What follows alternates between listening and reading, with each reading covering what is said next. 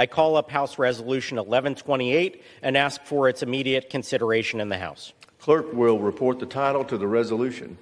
House Resolution 1128, resolution expressing the support of the House of Representatives for the Department of Homeland Security.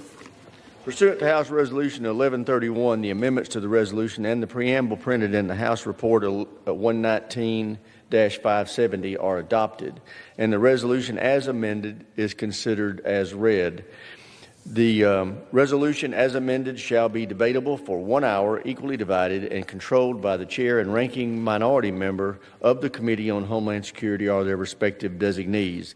The gentleman from Pennsylvania, Mr. Mackenzie, and the gentleman from Mississippi, Mr. Thompson, each will control 30 minutes. The chair recognizes the gentleman from Pennsylvania. Mr. Speaker, I ask unanimous consent that all members have 5 legislative days in which to revise and extend their remarks and to include extraneous materials on House Resolution 1128. Without objection, so ordered. Thank you, Mr. Speaker. I yield myself such time as I may consume. Gentleman is recognized for such time as he may consume. Mr. Speaker, I rise today in support of House Resolution 1128.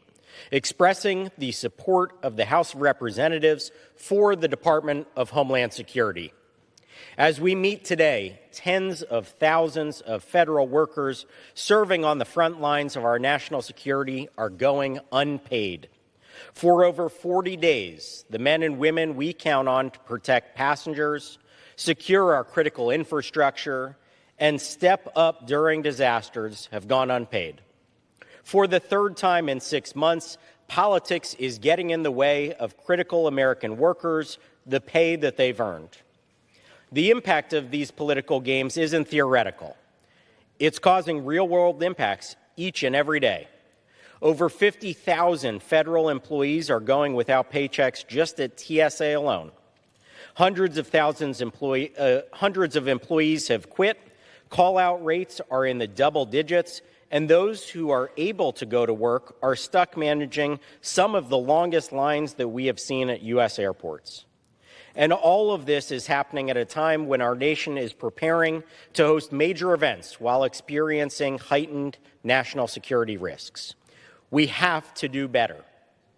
Today, this House will have an opportunity to vote on my resolution, House Resolution 1128, affirming the importance of DHS, the necessity of funding its agencies and employees, the risks of defunding our security apparatus, and our gratitude to the men and women who are working every day to protect this nation.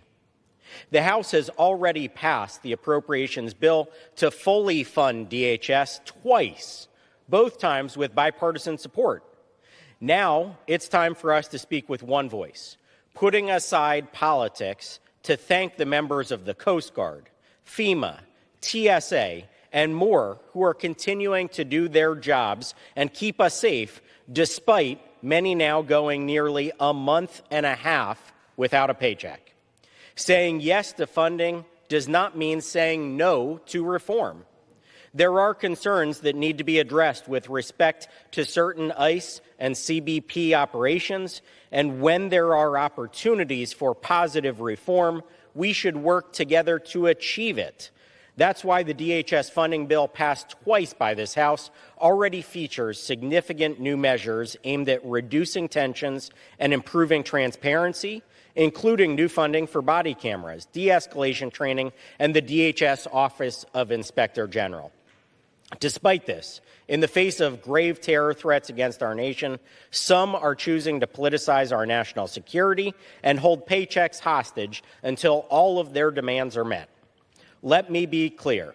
Conversations about common sense reforms at DHS operations are underway. They were underway before this shutdown. They continue to go on, and we will not stop until we get the reforms that the American people are looking for. I look forward to continuing to engage on this issue and working together to achieve a system of immigration enforcement that meets the needs and standards of the American people.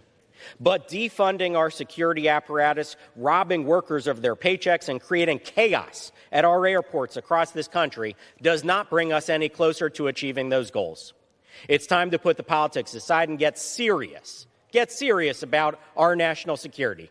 In the meantime, the American people are waiting. Throughout this shutdown, we have seen powerful examples of our communities stepping in to provide for neighbors and those who are impacted. In my district in Pennsylvania's Lehigh Valley, we have seen residents coming forward to donate everything from food and diapers to our dedicated TSA agents at our local airport. They're continuing to do their jobs every single day, even as the bills pile up and the savings are stretched thin. To the TSA staff at the ABE airport and to all those impacted workers in my district and throughout the country who are continuing to work, we say thank you. We also thank all of those who stepped up to provide support for them and their families. But here's the reality. We shouldn't have to count on local communities to provide for our federal workers. That's the job of our elected representatives. That's why I and so many in this chamber have voted to provide full funding for DHS. Tens of thousands of federal workers are doing their jobs. We, in a bipartisan fashion, have already done that here in the House of Representatives, but we need bipartisan buy-in from our colleagues on the other side of the aisle to make it a reality. We need bipartisan support in the Senate to get Democrats to go along with this full funding of DHS to make sure that this makes its way to the president's desk and gets signed into law. I urge my colleagues to support this resolution, thanking these workers, recognizing the critical nature of their work that they do to protect our communities and our country, and calling for the Department of Homeland Security to receive full funding for its needs to keep our community safe. Thank you, and I yield back.